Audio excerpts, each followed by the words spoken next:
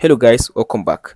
So in today's video, I will show you how to find your watch history in TikTok. So the steps are so simple to follow. Just make sure to watch the video to the end, you don't make any mistake. After you open your TikTok like this, as you can see now, tap on your profile at the bottom right side.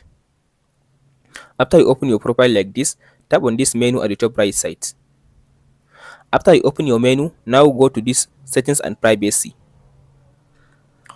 Under settings and privacy, now scroll to down and tap on this section. As you can see now, scroll to down, go to this activity center, this one, activity center. After you open the activity center, now all you have to do now, tap on this section, the first one which checks watch history, the first option, watch history, tap on it.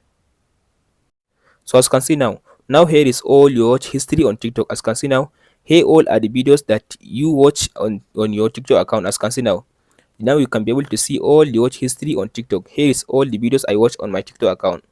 That's it guys. Now you can go ahead and watch the video again, or if you want to delete the video, all you have to do now, long press your hand on the video if you want to delete it. After you long press your hand on the video, now tap on this delete button, tap on this delete again.